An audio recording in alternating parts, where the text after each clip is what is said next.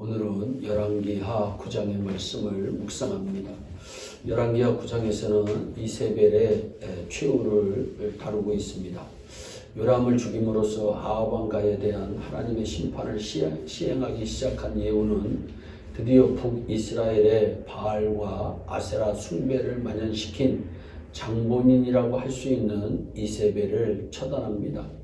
아합이 죽은 뒤에도 여전히 북이스라엘 왕국에 사악한 영향력을 행사하여 하나님의 백성의 타락을 유도하던 이세벨은 예후의 반역에 동조하는 내시들에 의해 내던져짐을 당하여 죽임을 당합니다. 그 시체를 개들이 먹습니다. 이로써 엘리야의 예언이 그대로 이루어집니다. 그러면 이세벨이 왜 이렇게 비참하게 죽임을 당했을까요? 그 구체적인 이유는 요람의 어머니 이세벨의 음행과 술수 때문이라고 성경은 말씀합니다. 이세벨의 음행과 술수는 바알과 아세라 우상을 숭배한 죄와 나봇을 죽이고 그의 포도원을 빼앗은 것을 말합니다. 이세벨은 이와 같은 음행과 술수로 인해 비참한 말로를 맞이하게 된 것입니다. 그런데 문제는 이 이세벨이 누구냐는 것입니다. 그 이세벨이 바로 오늘날 우리라고 하는 사실입니다. 이세벨을 통해 오늘날 우리의 모습을 볼 수 있기를 바랍니다. 그리하여 우리 가운데 있는 음행과 순수를 회개하는 역사가 있게 하여 주시기를 진심으로 원합니다. 30절로 31절의 말씀을 보면 예후가 이스라엘에 이르니 이세벨이 듣고 눈을 그리고 머리를 꾸미고 창에서 바라보다가 예후가 문에 들어오매 가로되 주인을 죽인 너 시므리여 평안하냐 라고 말합니다. 예후가 요람과 아하시야를 살해한 후 이스라엘 왕궁으로 돌아옵니다. 이세벨은 자기 아들 요람이 예후에게 죽임을 당하여 나봇의 포도원에 던져졌다는 소식을 들었습니다. 그런데 그런 상황에 이세벨이 무엇을 하고 있습니까? 눈을 그리고 머리를 꾸미고 있습니다. 그녀는 최후의 순간까지 자신의 죄를 회개하지 아니하고 자기 몸 치장에만 신경을 쓰는 모습을 성경은 보여주고 있습니다. 여기서 이세벨이 어떤 여자인지 짐작이 갑니다.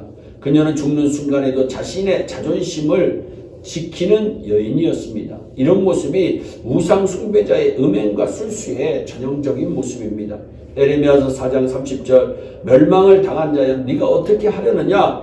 네가 붉은 옷을 입고 금 장식으로 단장하고 눈을 그려 꾸밀지라도 너의 화장한 것이 헛된 일이라. 여인들이 너를 멸시하여 내 생명을 찾느니라고 말씀합니다. 그런데 이런 이세벨의 모습이 오늘날 우리 자신들의 모습입니다. 우리도 우리의 죄가 하나님 앞에 드러나고 하나님의 여러 가지 징계로 인해서 자신의 죄와 허물이 드러날 때 우리의 모습이 어떠합니까? 하나님 앞에서 겸손히 자신의 죄를 인정하고 회개하고 하나님 앞에 손들고 나옵니까? 아니면 그까지 자신의 자존심과 체면을 앞세우며 자기 의만을 주장합니까? 여전히 세상의 화려한 것으로 자신을 꾸미며 살아가고 있지는 않습니까?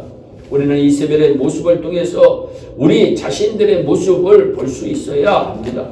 그리고 이세벨의 비참한 최후를 통해서 우리는 교훈을 삼아야 합니다. 31절을 다시 보면 예후가 문을 열고 들어오자 이세벨이 예후를 향하여 무엇이라고 말합니까? 주인을 죽인 너 시므리여 평안하냐? 라고 조롱합니다.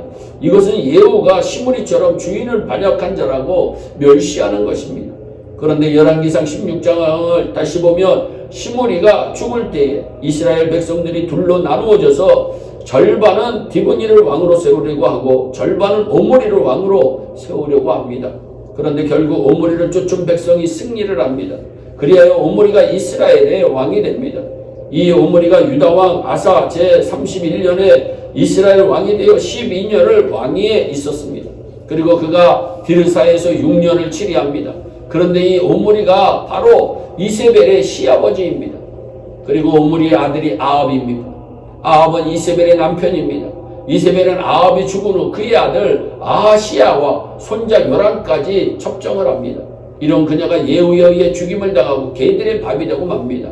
참으로 그녀의 말로가 너무나도 비참합니다. 32절로 37절의 말씀을 보세요. 예후가 얼굴을 들고 창을 향하고 말합니다. 내 편이 될 자가 누구냐 하니 두어 내시가 예후를 내다보느니라. 그러면서 저를 내 던지지라 하니 내려 던짐에 그 피가 담과 말에게 튀더라라고 말씀하고 있습니다. 이세벨의 이 비참한 말로는 하나님의 말씀의 성취입니다. 예후가 엘리야 선지자가 받은 말씀을 기억하고 있습니다. 이것은 음행과 술수로 악을 행한 이세벨에 대한 하나님의 심판이었습니다.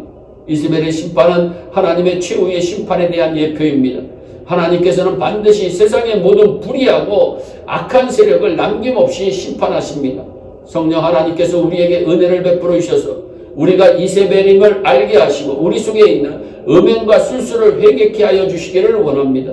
우리로 오직 주님의 십자가 복음의 은혜를 힘입어 날마다 살게 하여 주시기를 진심으로 축복합니다. 기도하겠습니다.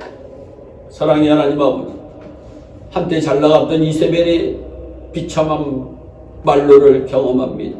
하나님, 우리도 음행과 술수의 모든 죄를 회개하게 하여 주시고 신실하게 하루하루 하나님만 바라보고 살아가는 우리 모두가 되게 하여 주시옵소서. 감사하고 예수님의 이름으로 기도하옵나이다. 아멘.